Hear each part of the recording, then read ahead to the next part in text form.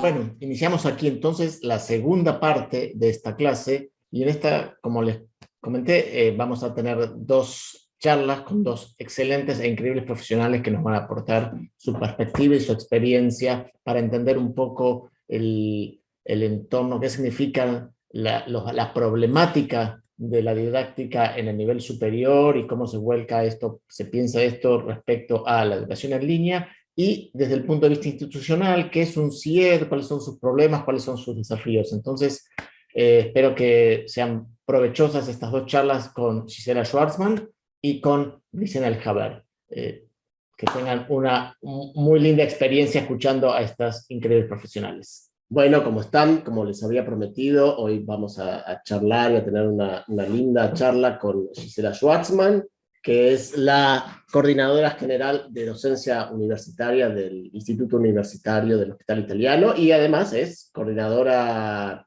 general y de pedagogía del PEN, del Proyecto de Educación y Nuevas Tecnologías. Compartimos ese hermoso lugar de trabajo. Hola Gisela, ¿cómo estás?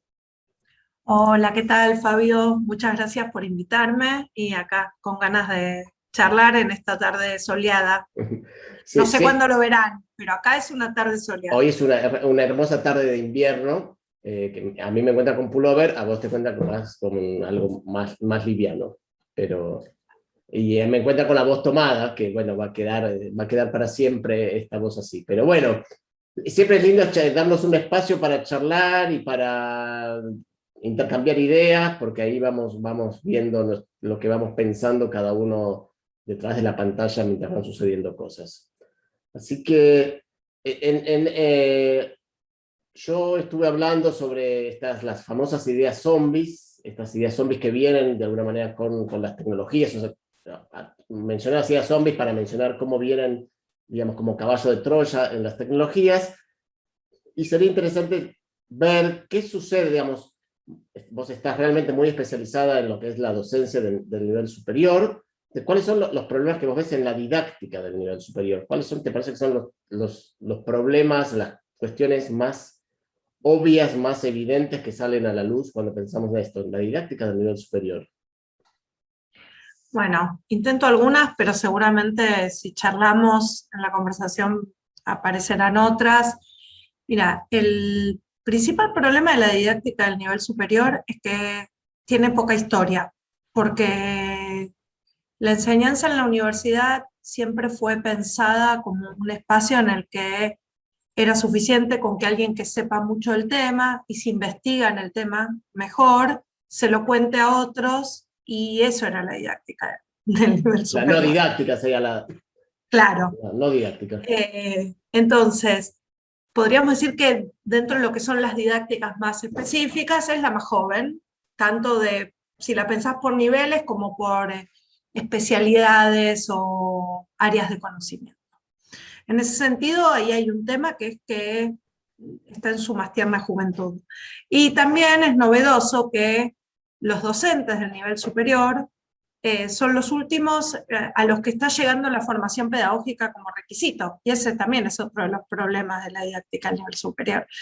En ningún otro nivel del sistema, salvo con excepciones a veces en el nivel medio, pero por escasez de personal más que por concepción en sí misma, alguien puede ejercer la docencia si no tiene un título que lo habilite para tal cosa, ¿sí? Para ser docente del nivel inicial, primario y secundario, vos tenés que recibirte de docente de ese nivel, ¿sí? Y en media, en general, también tenés que tener un título de profesor o profesora que te permita.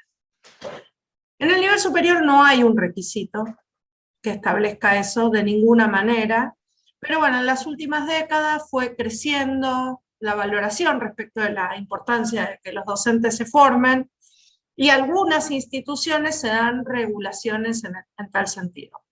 De hecho, en las instancias de evaluación, tanto a cargo del Ministerio de Educación como de la CONEAU, las cuestiones propias de la didáctica, ¿sí? No solo la formación pedagógica, sino la construcción de materiales didácticos, las propuestas de enseñanza, no son casi objeto de evaluación.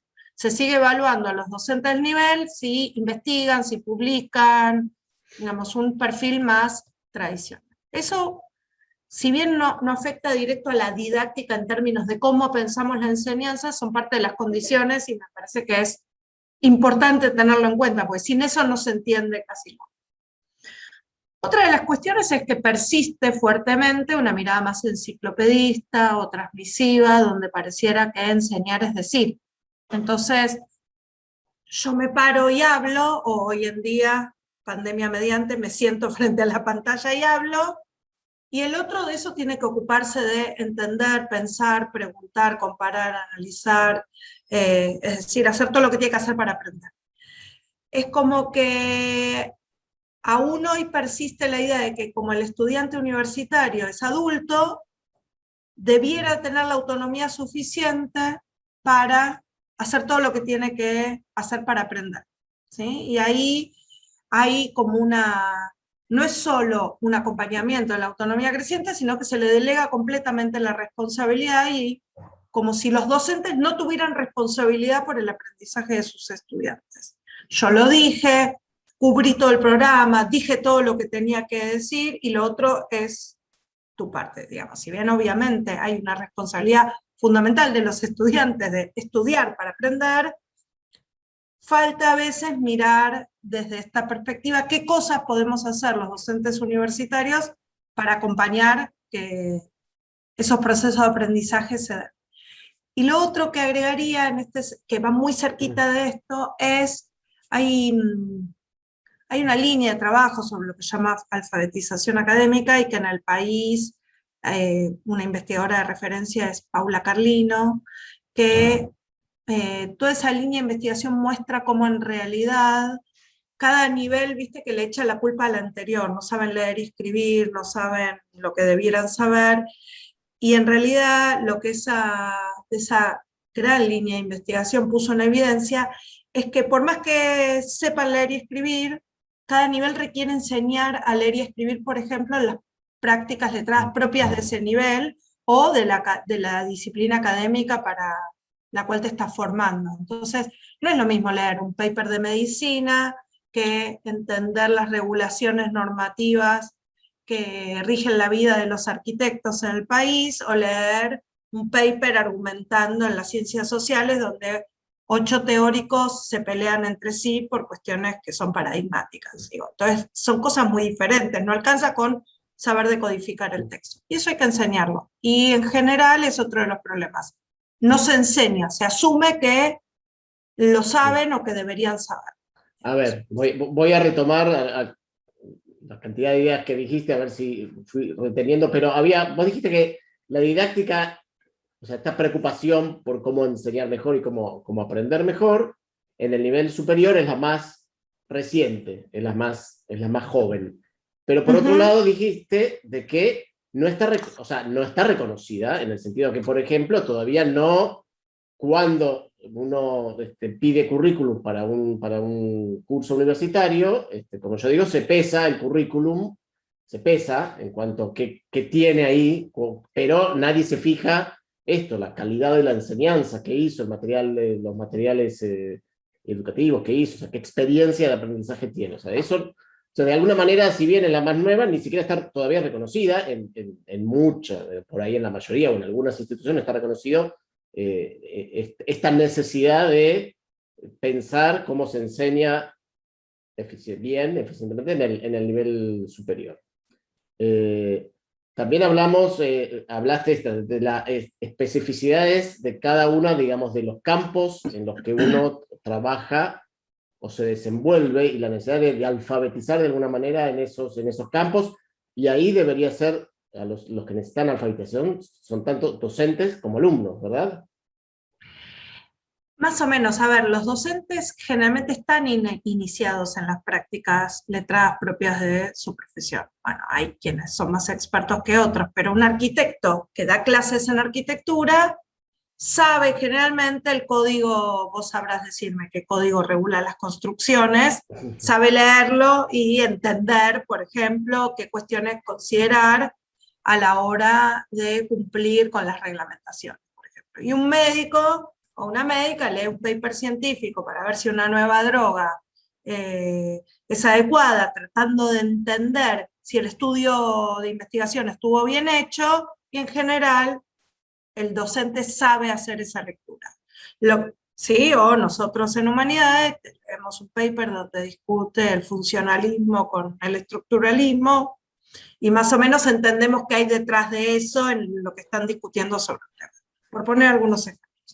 El tema es que le tiran esas cosas para leer a los estudiantes asumiendo que saben entender lo que esos textos les están proponiendo, ¿sí? Los asumen, y que van a saber identificar lo relevante, discriminarlo de lo no relevante, lo específico del tema, de lo general que les compete. A mí me pasa, por ejemplo, que trabajo en formación de profesionales de la salud, de docentes, que son profesionales de la salud, y cuando empiezan a leer paper de educación, les resulta como difícil, porque los papers de salud son muy cortitos, concretos, van directo al asunto, y aunque nosotros podríamos discutir si están buenos los textos escritos en humanidades y ciencias sociales, los podemos agarrar y entendemos. Y ellos leen y no quieren entender todo, el ejemplo, la discusión, la argumentación, la contraargumentación, en vez de, por ejemplo, identificar cuál es la cuestión básica que está de trasfondo discutiéndose, cuál es la tesis y la antítesis, qué sé yo. Es como, por más que son súper expertos en su campo y tienen una producción académica importante, se encuentran con este otro campo y no saben qué hacer, en ese sentido. A ver, ahí tenemos entonces que habría como una didáctica especial del nivel y la didáctica específica, digamos, del campo de acción, que de alguna manera debería ser cubierto en alguna de las etapas que los alumnos van atravesando, ¿sí? Tal vez uno podría pensar que eso se da, por ejemplo, en la Universidad de Buenos Aires en el ciclo básico, pero no todas las universidades tienen un ciclo básico, pero estaría bueno, digamos, que los alumnos pasen por ese proceso de alfabetización. Pero ahora, mirándolo otra vez del lado de los que docentes, ¿dónde aparecen o cómo aparecen las resistencias a empezar a mover esta idea de que yo ya sé el tema, no me tenés que, o sea, ¿cómo yo ya sé el tema? No, ¿cómo me vas a enseñar a mí cómo enseñarlo? O sea, ¿cómo...?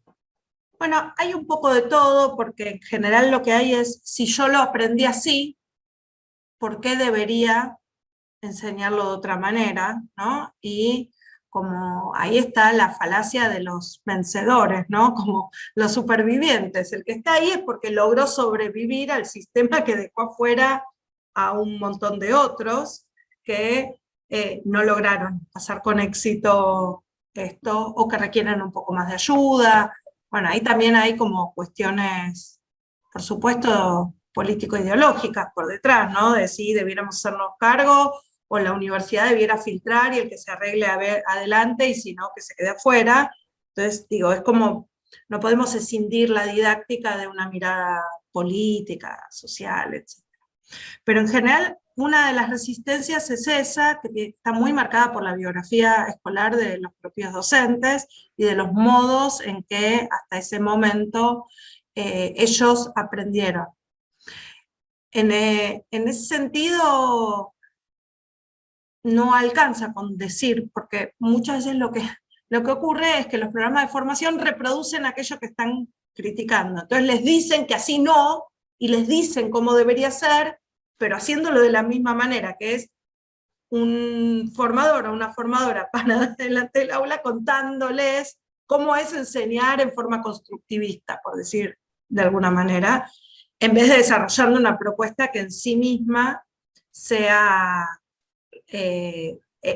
ponga en juego los principios que está enunciando.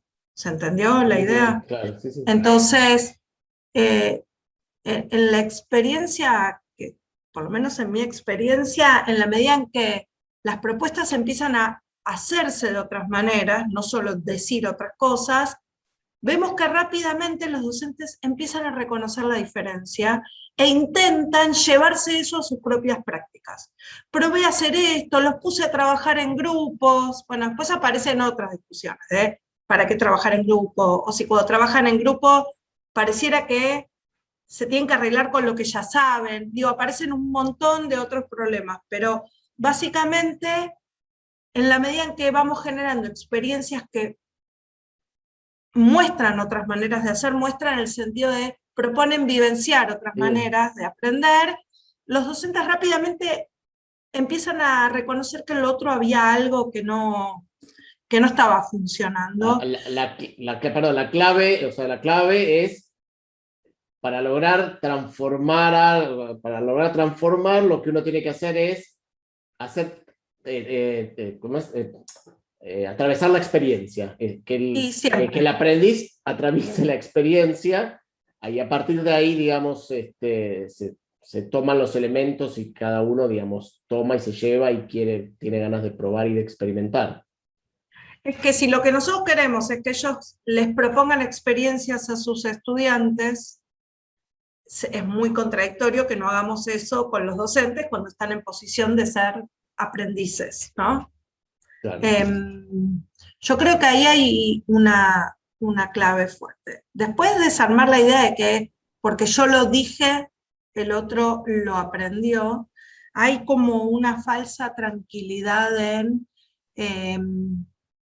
cuando empiezan a explorar alternativas a la clase expositiva, que no es que la clase expositiva per se esté mal, muchas veces es necesaria la exposición didáctica, la instrucción directa, según como se lo quiera llamar, es súper necesario que en algún momento el docente exponga lo que sabe, porque no es lo mismo que está en los textos, porque ayuda a ordenar un campo, porque recupera su propia experiencia, porque le puede dar pistas. El tema es cuando es la única manera de abordar la enseñanza, ¿sí?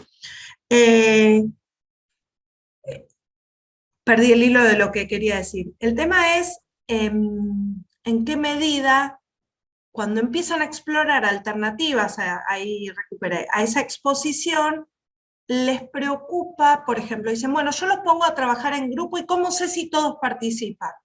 ¿Sí? Se le hace preguntas a las opciones que empiezan a construir que no se hacen a la clase expositiva. Porque que estén todos sentados en el aula no quiere decir ni que estén escuchando, ni que estén pensando en lo que se dice, ni que todos participan y hablan tampoco. Entonces, ¿en qué medida es parte de la transición, del cambio, del manejo de la incertidumbre, donde uno le exige más a lo que le es desconocido, novedoso, que a lo que venía haciendo? ¿Sí? Claro. Hay como una inercia, ¿no? que viene. Lo que pasa es que en el modelo clásico, digamos, hay como yo hago, explico y me apoyo después en la instancia conservatoria o en la instancia evaluatoria que me va a dar exactamente la pista de que aprendieron o no aprendieron. O sea, todo descansa en ese rito final evaluativo. Sí, pero en general lo que se hace en esas situaciones, porque por suerte es bastante coherente, es pedir que reproduzcan lo que está en los textos, lo que se dijo en la clase. A veces se deforma porque los estudiantes empiezan a estudiar del PowerPoint en vez de la bibliografía, digamos, hay todo ahí como una deformación bastante interesante, pero que no tiene nada que ver con ser capaces de ejercer lo que el perfil de su título dice que van a ser capaces de hacer. Entonces, que alguien recite el nombre de todos los huesos del cuerpo humano no quiere decir que después pueda ser buen traumatólogo, reconocer un problema de salud, y diagnosticarlo, asegurarse que es esto, saber con qué estudio lo confirma, decidir si hay que operar o hay otro tipo, o hay que enyesar, qué sé yo, todo eso no tiene que ver con saberte de memoria las cosas. Entonces, en la medida en que queremos que los estudiantes universitarios sean capaces de hacer ciertas cosas, hay que enseñarles a hacer las cosas que les planteamos. No sé si eso aclara. Sí, yo me quedé pensando en estas experiencias que van pasando los docentes que están, digamos, bajo tu órbita. ¿Has visto diferencias entre, digamos, hay alguna grieta etaria o hay una diferencia entre más jóvenes, menos jóvenes, o es mezclado, las reacciones son diferentes? ¿Qué tiene que, hay algo ahí en cuanto a la edad? No, yo no he visto gente con muchos años de trayectoria, con muchas ganas de decir, no, esto así no es, y empezar y zambullirse en buscar alternativas, y otras que son jóvenes y quedan al revés, necesitan la seguridad de lo que ya conocen y no se animan a exponerse a buscar alternativas, a hacerse preguntas más profundas, digo, y también al revés, ¿no? Como que no, yo no vi por lo menos para unos más de 15 años que llevo en la formación de docentes y no encuentro una relación con la edad o con la experiencia. En general trabajo con docentes que ya vienen ejerciendo. Y ahí también la clave está en tomar eso como punto de partida, no decir, bueno, hasta acá no hiciste nada, porque digo, en esto de no reproducir, si nosotros creemos que hay que tener en cuenta los conocimientos previos de los estudiantes, porque desde ahí aprenden, cuando formamos profes también es lo mismo, su experiencia es parte de sus conocimientos previos y es su punto de partida.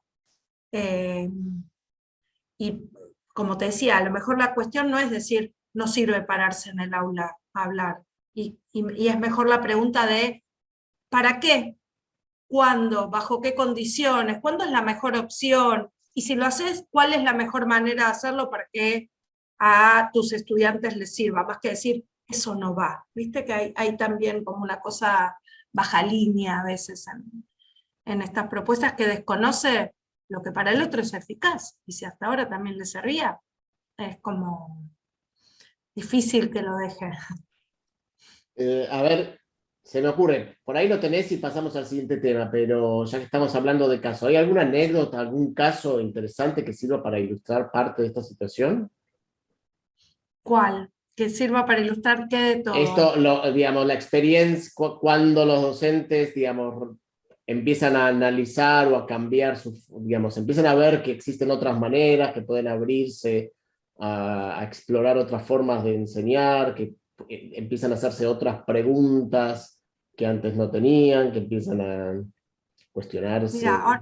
sí, hay muchos, pero no sé bien ahora cómo elegir alguno que sea útil y claro y transparente, pero me viene a la cabeza,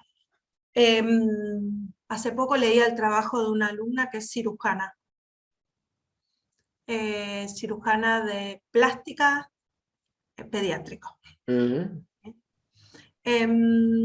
que forma a otros, a jóvenes, a residentes que van a ser cirujanos plásticos pediátricos. Y entonces se preguntaba cómo trabajar en el quirófano, porque en general también en esos casos, digamos, los ponen a mirar. Digo, la diferencia de sentarse a escuchar en un aula es ir y mirar, como el que sabe hace, ¿no? Entonces, los residentes miran en el quirófano, miran en el consultorio, y de repente un día les toca hacer. Ahora te toca a vos. Claro, como si hubiesen Ahí absorbido todo lo que pudieron decodificar cada una de las acciones que pasaron sí, sin ningún marco que les estructurara lo que estaba pasando. exactamente, como si además, por ejemplo, un quirófano o un consultorio tuviera una única cosa para observar. Son escenas sumamente complejas y el vos mirá o pasame tal instrumental no hace a la cuestión de saber hacer lo que hay que hacer en ese contexto. Y ella diseñó una propuesta donde en la misma intervención quirúrgica planificó los roles de los 4 residentes que iba a tener en el quirófano, que no es tan vertiginoso si no hay un problema grave. Entonces, con la persona dormida, digamos, si era una operación relativamente sencilla, les asignaba roles y les iba haciendo preguntas, les pedía que argumenten lo que se hacía, les iba pidiendo, había planificado las preguntas, las tareas, el intercambio de roles. momentos de justificación y momentos de hacer también. Se me viene eso a la cabeza ahora, quizás requeriría más detalle para poder entender por qué es valioso y válida la propuesta que hizo, pero empezamos a ver muchos docentes que se hacen ese tipo de preguntas y que planifican incluso cuando están cuidando a los pacientes, sabiendo que en el caso de salud la prioridad es la salud del paciente, ¿no? Claro. Entonces el desafío es doble, porque es formar a otro mientras lo estás atendiendo. Pero incluso en aulas donde empiezan a reconocer, por ejemplo, también en el campo de salud, es muy importante el trabajo con casos clínicos, porque es paradigmático, es el trabajo a partir de la situación de un paciente, pero podríamos, hay otros ejemplos de otros campos, como ingeniería o arquitectura, donde enseñan a partir de proyectos, entonces hay un problema que hay que resolver, y el desafío es llevar adelante un proyecto, un diseño que dé respuesta al problema identificado. Y eso permite aprender las mismas cosas o más, podríamos decir, ¿no? Como permite aprender todo eso otro que uno no aprende cuando lo que hace es escuchar y repetir lo que Claro, dice bueno, el lo que pasa es que ahí por ahí en el modelo tradicional hay un supuesto que es la suma de estos temas, la suma de todos los temas del currículum te convierte en un profesional, en arquitecto, en cirujano, y no es así. O sea, hay un montón de cosas que no están consideradas en esa lista de temas, y además la lista de temas en sí misma no es nada más que una lista de temas. Hace falta que esos temas se relacionen, se vinculen con la realidad, se cuestionen, o sea. Sí, mira, te doy un ejemplo, ahora me acordaba de otro, es chiquitito, es como un momento de una clase, ¿no? Era una clase para formando estudiantes de farmacia. Y entonces le planteaban un problema muy chiquito, era, estás en el medio de la montaña, no podés ir al pueblo porque el transporte, no me acuerdo qué pasó, y se rompió la aerocámara. No sé si se sabe lo que es la aerocámara, es lo que se usa para ciertos aerosoles que se inhalan en niños pequeños cuando tienen asma o alguna dificultad respiratoria, no usan directo el remedio, sino que se usa un dispositivo. Entonces decía, bueno, se te rompió, tenés esto, y le llevaban los objetos que uno podría tener en una casa en medio de un cerro, el cartón de adentro del rollo de papel de cocina, un sachet de leche, bueno, distintos elementos. Entonces le preguntaban con cuáles de esos elementos, y le pedían que lo hagan, podían ellos construir una aerocámara casera y justificar por qué.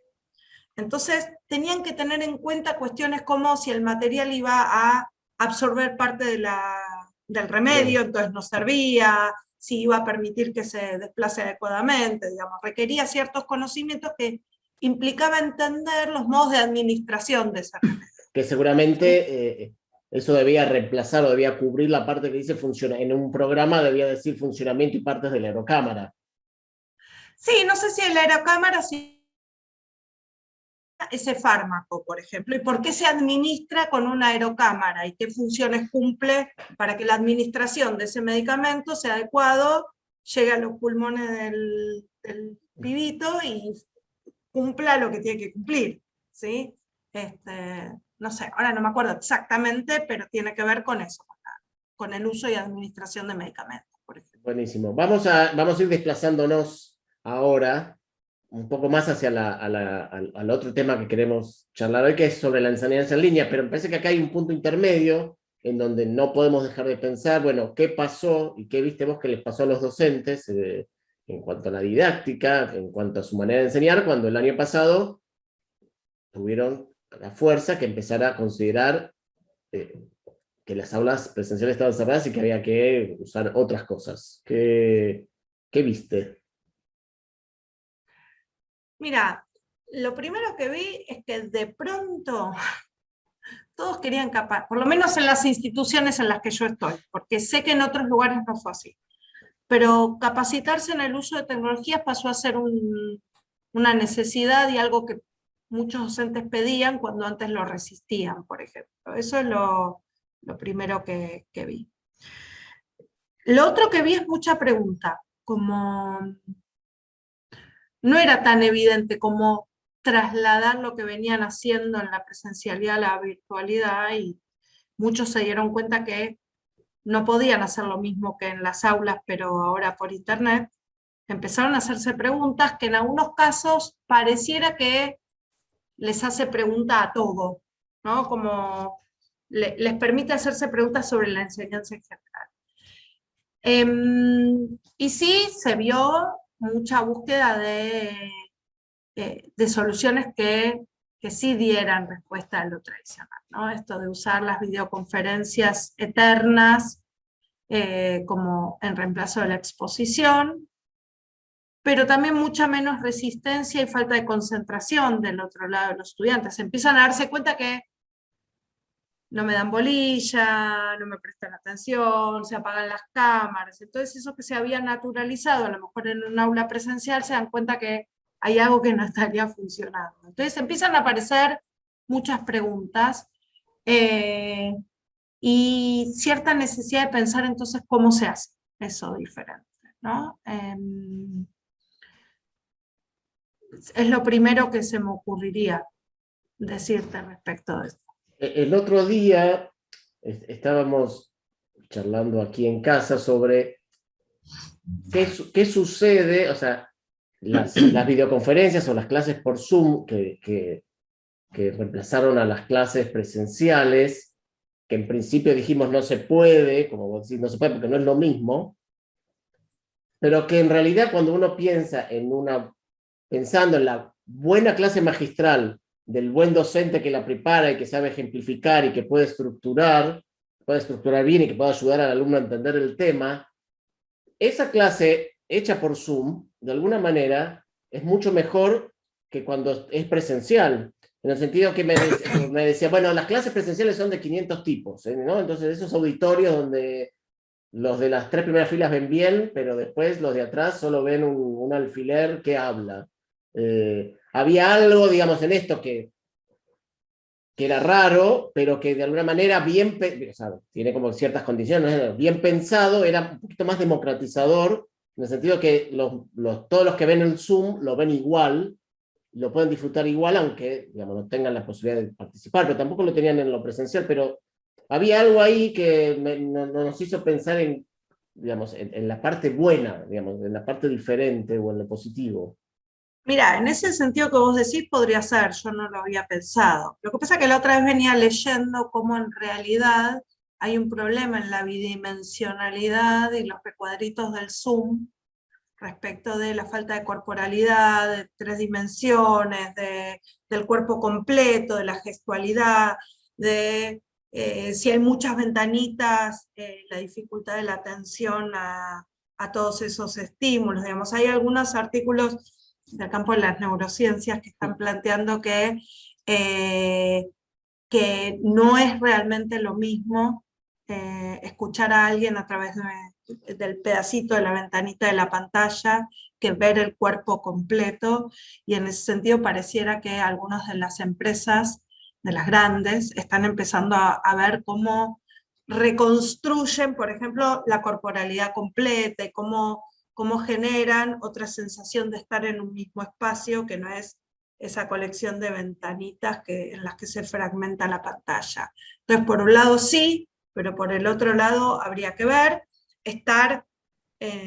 tener al compañero al lado y le haces una preguntita, qué sé yo, no es lo mismo que estar solo en tu casa. Estarías con el chat, estás con el chat paralelo, escuchando. Pero te distrae por momentos, es como...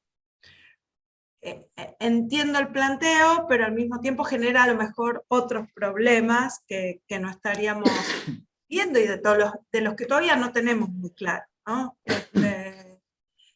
También que se les cae la conexión, que empieza a escucharse mal, que se les frisa. Entonces, bueno, ¿será que es lo mejor? O mejor graba un video de 10, 15 minutos y que el otro lo vea cuando puede y se encuentran para discutir sobre lo que se vio en el video, por ejemplo. Porque ahí nuestra región todavía tiene serios problemas de conectividad. Entonces, requiere que sí o sí al mismo tiempo todos en ese horario les funcione bien la conexión, ni te cuento si se trata de evaluar, ¿no? Y se les cae la conexión. He escuchado de estudiantes desesperados sin saber qué hacer ante los fallos tecnológicos en el momento de examen, por ejemplo. Claro.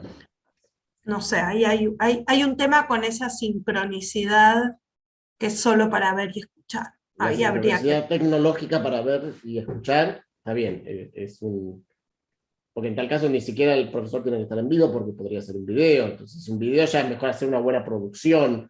Y ahí me acuerdo, digamos, recuperé un poco estos primeros MOOCs del año 2012, que eran, claro, los videos que proponían eran como producciones de Hollywood, porque tenían como todas las apuestas, claro, eran obras en sí mismas bellas de ver, ¿sí? Entonces, claro, te veo todo No el era video. un señor o una señora hablando durante una hora y nada Claro, más. claro, era una pieza disfrutable como pieza audiovisual que uno podía ver.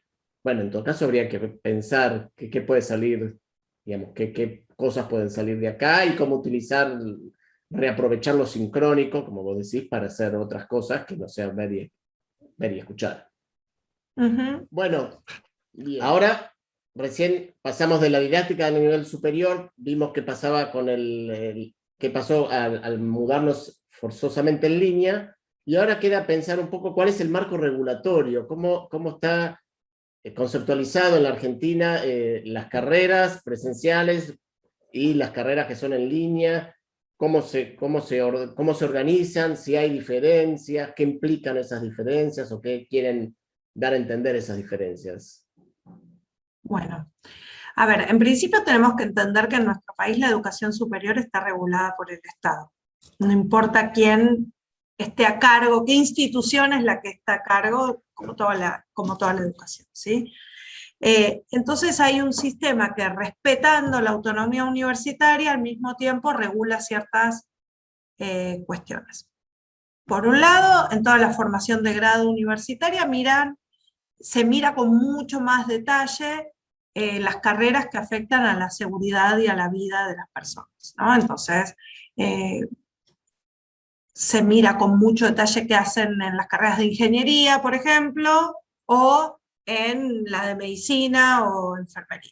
Entonces, esas carreras, por poner algunos ejemplos, están enunciadas en un artículo de la Ley de Educación Superior y se le pide a la CONEAU, que es el organismo que en nuestro país evalúa y acredita esa evaluación universitaria, mire a esas carreras de grado más allá de si se dictan en un tipo de universidad u otra. También este organismo mira todo el posgrado del país, ¿sí? Sin importar la modalidad, y además a las instituciones de gestión privada regularmente las evalúa, ¿sí? Cada cierta cantidad de años evalúa las instituciones. Hace algunos años se agregó un elemento más y la CONEAU, a solicitud del Ministerio de Educación, evalúa lo que se llaman sistemas institucionales de educación a distancia. Entonces, las universidades, ya sea de gestión privada o de gestión pública, presentan su proyecto del sistema integrado de educación a distancia y la CONEAU evalúa ese aspecto de la vida de las instituciones universitarias del país. Hasta ahí, eso es de lo que se ocupa la CONEAU. Lo que se ve es que, a ver, hubo mucha discusión cuando se instaló este organismo. En mi experiencia personal, más allá de que a veces todo el trámite que implica es un poquito arduo, denso, por el tipo de mirada minuciosa que hay que tener sobre muchos aspectos, también es valioso, te permite ordenar, entender qué está pasando con tu carrera, te invita a volver a mirarte. En general, salvo algunas excepciones, la devolución que recibís de la evaluación de la CONEAU te permite pensar en cómo mejorar lo que estás haciendo. Generalmente son procesos tediosos, pero que pueden aportar valor a las propuestas. Lo que ocurre es que históricamente la educación a distancia estuvo mucho más regulada que la educación presencial. Y se esperaba que cuando la CONEAU empezó a evaluar el sistema de educación a distancia en las universidades iba a aflojar un poco la mirada sobre cada una de estas carreras. Y la verdad es que no es lo que viene ocurriendo. ¿A qué me refiero? Cuando vos le presentas un proyecto de una nueva carrera al Ministerio de Educación y a la CONEAU, presentas un montón de información. Se suponía que si la institución va a presentar una carrera a distancia y esa institución ya tiene aprobado el SIED, que es el Sistema de Educación a Distancia, lo que se le pide a la carrera nueva es lo mismo, no importa qué modalidad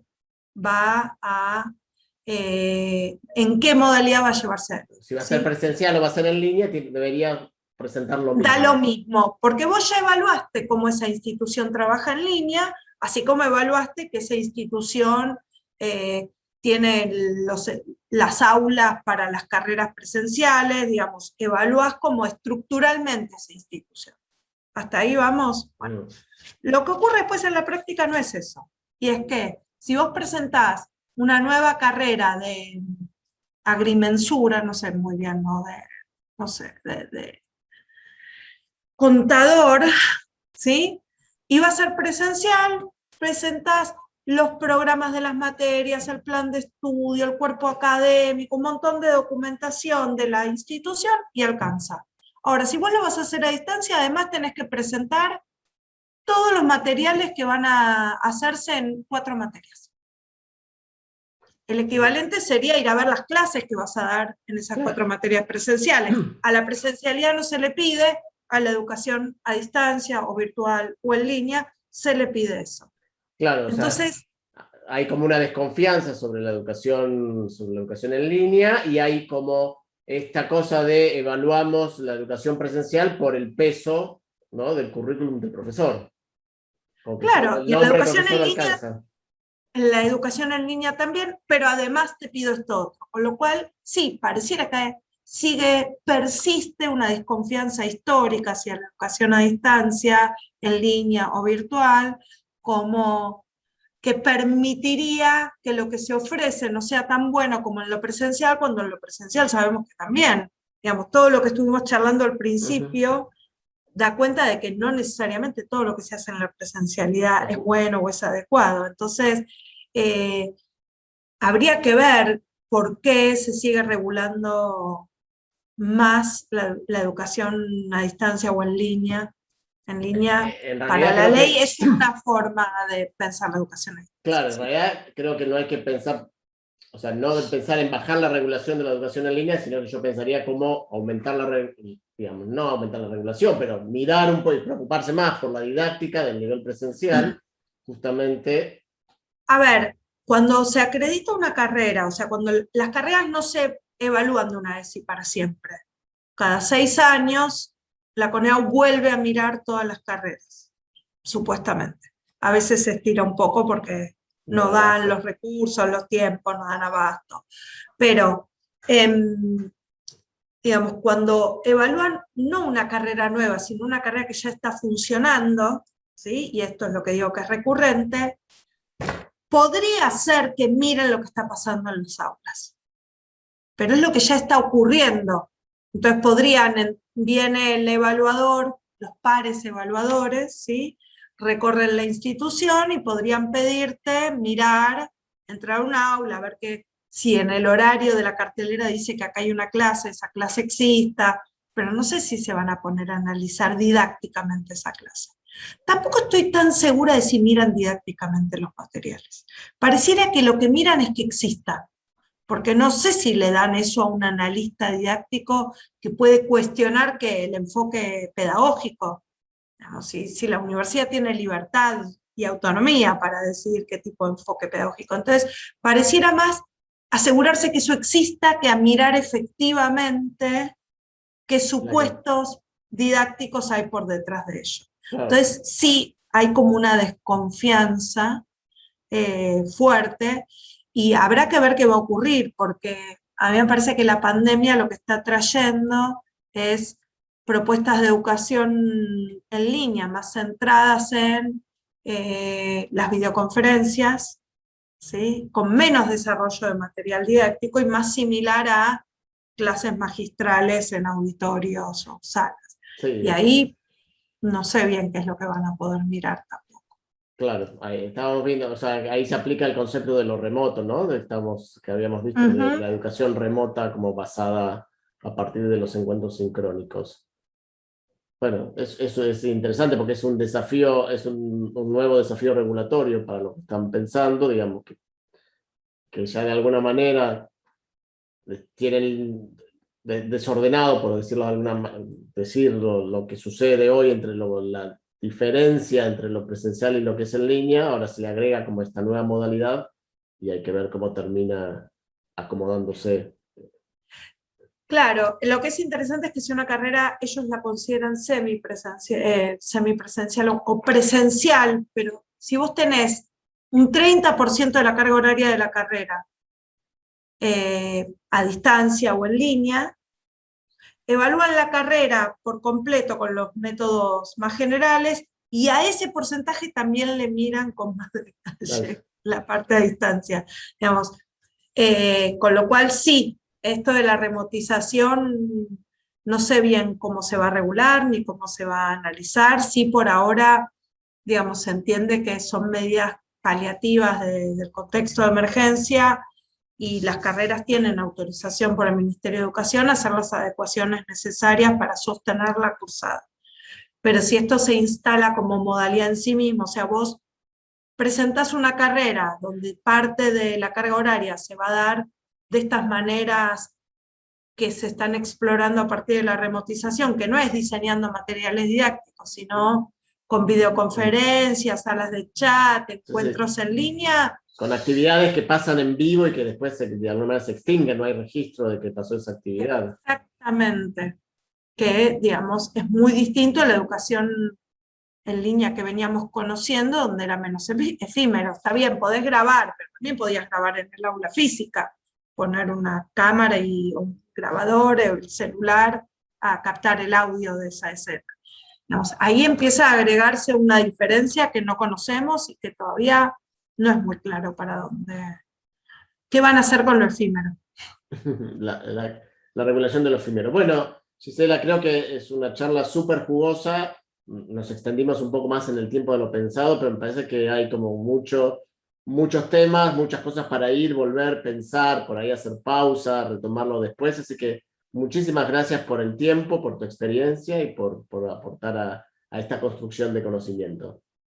Bueno, gracias a vos por invitarme y bueno, me encantaría saber si les resultó útil, ojalá que vuelva algo de todo esto, así sea a modo de preguntas, quizás les pueden compartir mi usuario en redes sociales por si Ponemos tu alguien usuario en quiere redes sociales seguir conversando. para que te hagan preguntas o comentarios.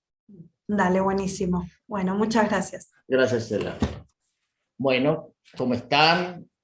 Buenas tardes, buenos días, donde quiera que estén. Estamos hoy charlando con Grisela Aljaver, que es la directora del programa de educación a distancia de Flaxo Argentina, y es un gusto tenerte para charlar con nosotros, Grisel. Gracias, Fabio, ¿cómo están? Espero que estén todos bien y todas bien por allí. ¿Qué significa, digamos, que exista un programa de educación a distancia? ¿Qué significó institucionalmente? ¿Qué cambios significaron? ¿Qué responsabilidades significaron esto? Transformarse en un programa de educación a distancia tiene otras implicancias que son principalmente conceptuales y que tienen que ver con incorporar perspectivas y enfoques sobre esos procesos educativos en el cual intervienen sujetos. ¿Sí? Y esas perspectivas, esos enfoques, implican el desarrollo de diseños didácticos que hagan posible que esos contenidos puedan llegar a otros y a otras. ¿Sí? En ese sentido, allí cambia la mirada y la tecnología, si bien siempre tiene como una instancia instrumental, se incluye, se inserta una capa que para mí es diferente y que es una capa de sentido social, digamos, ¿no? Y de fuertemente sentido educativo con componentes pedagógicos y didácticos. Por lo cual, allí pasar a digamos, tener la entidad de programa ha permitido una cierta jerarquización de esos nuevos componentes y lineamientos en los procesos de enseñanza y aprendizaje a distancia. Además, en el caso de la Flaxo, por ejemplo, nosotros habíamos hecho ese proceso previo a la normativa. O sea, teníamos ya esa línea que no era instrumental y la fuimos construyendo durante todos estos años y el equipo que precedió, digamos, mi gestión también la construyó fuertemente, digamos, hay toda una historia y que permitió que yo también pudiera construir equipo y ir en esa línea porque hay una historia detrás. Por lo cual, digamos, habíamos hecho ese proceso, pero no teníamos la formalidad de programa. Y esto viene porque, digamos, lo que hace la normativa nueva, hay algunas normativas, por ejemplo, la más importante que hoy nos rige es la resolución 2641 del año 2017. Esa normativa lo que viene a hacer es dar un cuerpo normativo, reglamentario, a algo que estaba preexistente. Pero esto es un caso particular. En las mayorías de las universidades, hoy recién, por ejemplo, en pandemia, están construyendo equipo, pensando en la educación a distancia, con recursos humanos, etcétera, ¿sí? Bien, Así que eso es un poco el impacto. Perfecto, yo solo por ahí, cuando hablamos de programa, en el caso de Flaxo, lo asimilamos a la idea de los CIED, que es el nombre por ahí oficial de la normativa. Claro, en realidad el CIED, que es el Sistema Institucional de Educación a Distancia, este sistema fue dado a partir de esta normativa que nombré, que es la 2641 de 2017, que en realidad el CIED es un conjunto de acciones, de normas y procesos que incluye equipamientos, recursos humanos y didácticos que permiten básicamente el desarrollo de propuestas a distancia. Este sistema institucional que involucra a toda la institución, o sea, a todas las áreas y programas de la Flaxo, están coordinados en este caso por un programa que es el programa de educación a distancia. Pero ese programa no trabaja solo, ese programa trabaja de manera articulada, ya sea con Secretaría Académica y con el resto de las áreas y programas de la Flaxo. La Flaxo se divide en ese sentido en áreas y programas con sus distintas temáticas, de las cuales Fabio lidera una de ellas, y se trabaja en forma conjunta. Entonces, el PED lo que hace es construir y coordinar de alguna manera ese sistema institucional a distancia para que poder generar un trabajo interinstitucional, coordinado, interáreas, y generar, digamos, básicamente los lineamientos y componentes de ese sistema institucional de educación a distancia para poder tenerlo actualizado, ponerlo en conformidad con las normativas vigentes, etcétera. Perfecto, o sea, como lo vas relatando, este es un trabajo como de entramado, de ir tejiendo intrainstitucionalmente, y vas dando pie a la siguiente pregunta, que de alguna manera por ahí la empezaste a esbozar. Ya entre el entramado institucional siempre es complejo porque involucra diferentes sectores y actores en una universidad que siempre son complejos. Por el otro lado, mencionaste, bueno, que la tecnología siempre fue como instrumental, pero la propuesta es que no sea solo un instrumento de apoyo. ¿Por dónde vienen las dificultades? ¿Cuáles son los obstáculos, los primeros obstáculos o los más difíciles de saltar?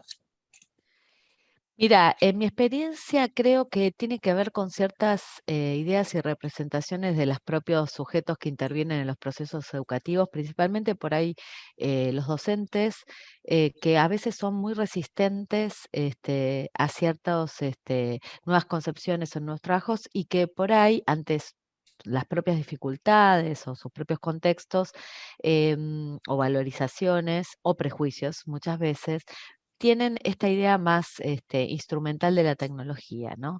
De hecho, por ahí muchas veces el componente técnico, digamos, como un modo de hacer o de vivir o de habitar, que hoy es nuestro contexto, la realidad es esa, y que además en el cual en ese componente más técnico, desde un punto de vista, si querés, más filosófico, de la técnica en sí misma, intervienen las tecnologías, intervienen una dimensión instrumental, muchas veces es reducida a esta cuestión, digamos, más de componente que ayuda o de soporte que ayuda a llevar adelante un proceso educativo. Sin embargo, hoy la tecnología nos habita, es nuestro contexto. Digamos, creo que en este contexto de pandemia hubo mucha conciencia sobre eso, ¿no? Lo que no quiere decir que sea lo ideal y que no extrañemos la presencialidad en el sentido de la cercanía física con otros cuerpos, otras cuerpas, como se dice también desde otros enfoques. Por lo cual, digamos, allí las principales resistencias tienen que ver con prácticas de los propios sujetos, con sus propias ideas sobre la tecnología. Ahora, en lo concreto, esto en lo conceptual, ¿no? En lo concreto, lo que pasó, por ejemplo, un ejemplo práctico y específico, es que con la pandemia, las propuestas que eran consideradas presenciales, o sea, de presencia física en un aula física, y que tuvieron que pasar a ser virtualizadas, lo que generó es que quienes dirigían o los propios docentes fue una inmediata reproducción de esa presencialidad física con un componente tecnológico, por lo cual lo que vimos es que florecieron los Zoom que estamos hoy viviendo, todo lo que tuvo que ver con lo sincrónico más que con lo asincrónico. Y nuestra reglamentación, en el caso de los CIED, por ejemplo, considera la educación a distancia como fuertemente asincrónica de alguna manera, ¿sí? Porque fundamentalmente considera, digamos, a la educación a distancia como esa opción pedagógica, digamos, y didáctica, donde hay una relación docente-alumno que está separada en el tiempo y el espacio. Y hoy podemos decir que con los Zooms y con todas las cuestiones más sincrónicas, esa separación en tiempo y espacio se diluye de alguna manera, por lo cual la educación a distancia, como vos bien sabrás, y también has escrito bastante sobre eso, pasa a tener un componente más en línea que a distancia, ¿sí? Pero en el caso de las propuestas que eran presenciales, fue una reproducción inmediata, sin ningún tipo de planificación didáctica sobre estas propuestas nuevas, ¿no? Era simplemente, ahí hay un componente que es solamente instrumental, es decir, me siento y en vez de dar mi clase en un aula, la doy a través de la computadora. Bien. A lo largo del curso, digamos, la idea era ir develando tensiones. Entonces acá acabas de develar esta tensión entre lo sincrónico forzado, lo sincrónico reproductivo, como lo podríamos llamar, la tecnología instrumental y cómo construir, digamos, cómo construir otros espacios. ¿Cómo, a ver, se negocia volviendo por ahí a las tensiones interinstitucionales, cómo se negocia un área que es dueña del conocimiento pero quiere hacer una propuesta en línea y cómo se negocia el formato, la puesta a punto, digamos, qué experiencia tuvieron en esas negociaciones entre si se puede decir, forma y modalidad, contenido y modalidad. Exacto. Bueno, ahí es muy importante la pregunta que haces, porque en realidad de eso se trata de una negociación. Un término a veces muy mal querido en el campo educativo, pero tan realista y tan presente. Em, pero también dar cuenta de que es posible una negociación porque hay equipos que trabajan de manera interinstitucional, digamos, integrada, si querés, de alguna manera, ¿no? O interdisciplinariamente. Cuando no hay equipos, no hay personas, no hay recursos humanos, esto no es posible. O sea, se deja como al libre albedrío. En el caso nuestro, al existir un programa de educación a distancia, ese programa interviene tempranamente en todas las propuestas educativas desde antes que armen, por lo cual hace equipo con el equipo especialista en el tema, ¿sí? Y allí comienzan estas series de negociaciones que hay de diferentes tipos, digamos. En general, con los equipos presenciales que tuvieron que forzadamente pasar a la distancia, la verdad es que la negociación es más tensa, porque, digamos, ellos no quieren otra cosa, quieren sostener el mismo modelo y formato que tenían, simplemente mediado con la tecnología de manera instrumental.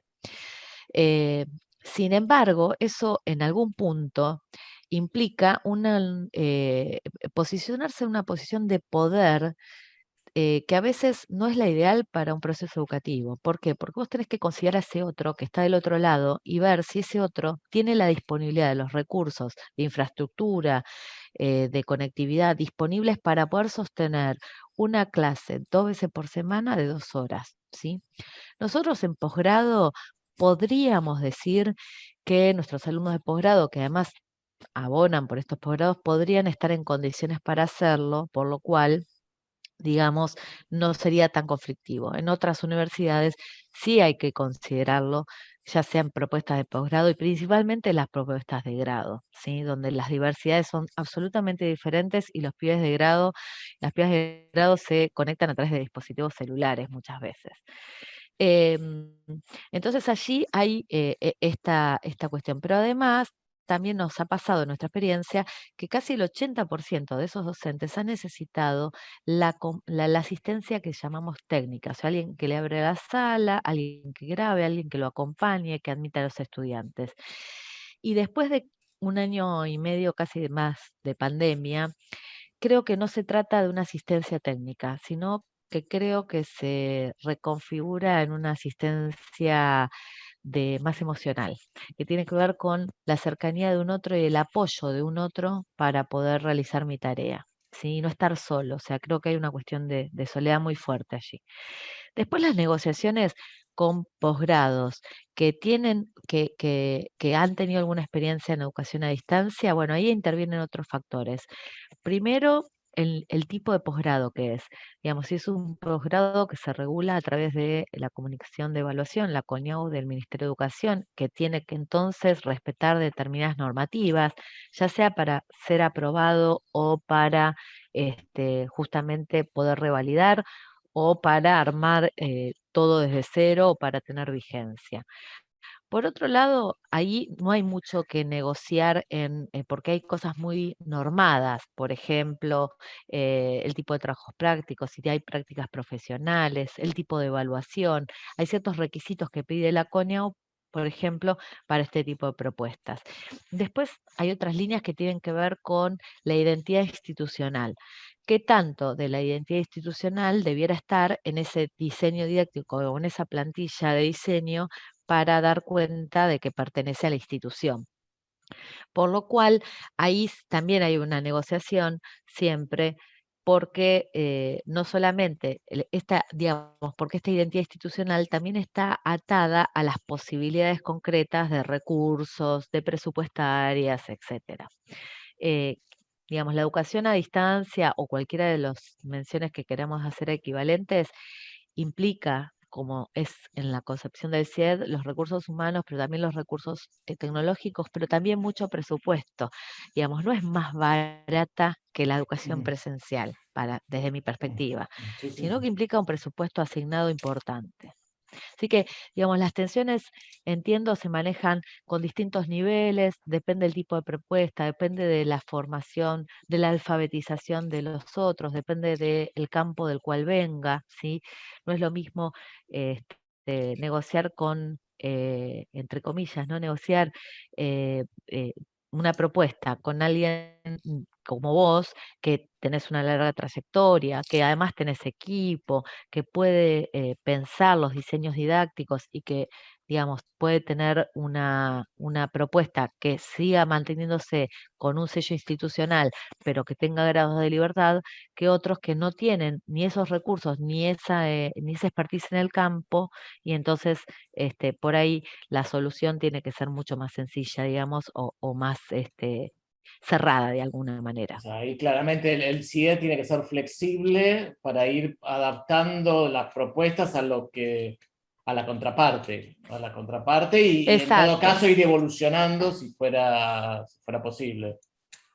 Exacto. Hay universidades que han hecho el CIED de distinta manera nuestra y lo han descentralizado en algunos casos. Son pocos los casos, pero tienen equipos muy grandes y su estructura, digamos, su estructura como universidad es muy distinta, por ejemplo, a la de la Flaxo, ¿sí? Hay otros que no tienen, digamos, todavía no tienen la mayoría de las universidades, por ahí no tienen validación del CIED o no tienen equipos de educación a distancia, por lo cual recién los están armando. Así que esto, digamos, tiene muchas variantes. En nuestro caso, digamos, tiene todos estos años de trayectoria, 2002-2004 a la fecha, y una maduración que es diferente y que nos permite la flexibilidad también, ¿no? Pensar que, por ejemplo, el programa de educación a distancia, con los años y con el crecimiento también, el equipo es un equipo de por sí ya interdisciplinario. Tiene un equipo de componente audiovisual, tiene un equipo de componente de plataformas, tiene un equipo de diseño didáctico de contenidos, este, tiene un equipo de sistemas, en fin, hay un montón de equipos que trabajan juntos en una misma propuesta. Y esto es como bastante un lujo, digamos, pienso, porque, digamos, siendo docente de otras universidades, realmente esto a veces cuesta un montón, porque implica un montón de presupuesto y de recursos a contratar, etcétera. Así que Excelente. bueno, la flexibilidad también va de esa mano. Claro. Bueno, ya para cerrar, porque no quiero robarte más tiempo del poquito tiempo que siempre nos va quedando, pero por ahí una reflexión final sobre qué crees que va a permear en el escenario futuro, qué crees que va a permear y qué te gustaría que permee. Mira, yo creo que me cuesta hacer como algún pronóstico. Creo que ya en algunos espacios está, y en muchas empresas principalmente, no en el ámbito tan educativo, se está pensando en que queden modalidades a distancia para los procesos de producción, etcétera. Eh, en los espacios educativos están intentando, lo que veo, volver a la presencialidad de manera inmediata, pero también creo que va a haber un primer auge de vuelta a la presencialidad, pero también va a haber resistencias porque hay cosas que llegaron para quedarse. Digamos, muchas reuniones que nosotros teníamos que movilizarnos, por ejemplo, en la Ciudad de Buenos Aires, 1 hora para poder asistir a una reunión con gente con un tránsito tremendo y que hoy puede fundamentalmente ser a distancia y tener la misma efectividad. Por otro lado, que la gente se fue equipando, digamos, en la medida de sus posibilidades y sus condiciones, claramente, no todos, esto no puede, digamos, no podemos dejar de lado que hay un montón de gente que no pudo equiparse aún y no tiene conectividad suficiente, ¿sí? Entonces, creo que va a quedar muy instalado en algunos sectores sociales el uso de las tecnologías. Creo que las instituciones van un paso detrás, no tienen, a 1 año y medio de pandemia, las instituciones educativas, principalmente las públicas, no tienen la infraestructura, no tienen los recursos, eh, y porque también algunas situaciones de semipresencialidad implica que haya equipos tecnológicos en 2 espacios. Entonces eso, digamos, lo veo como un poco difícil o lo que fuera. Pero bueno, creo que va a ser bastante dispar. Creo que hay cosas digamos, que van a quedar como, sí, reuniones, eventos, eso seguramente no hay vuelta atrás, ¿no? Lo que antes se pagaba en viáticos, ahora realmente creo que lo van a ahorrar bastante. Bueno, Grisel, muchísimas gracias. La verdad que creo que son súper importantes y interesantes todos los comentarios y creo que da para charlar más, pero bueno, será para la segunda versión, la parte 2 del curso. Así que muchísimas Bueno, gracias. espero que les haya servido, así que bueno, y gracias a vos, Fabio, por invitarme, así que éxitos. Gracias, muy bien.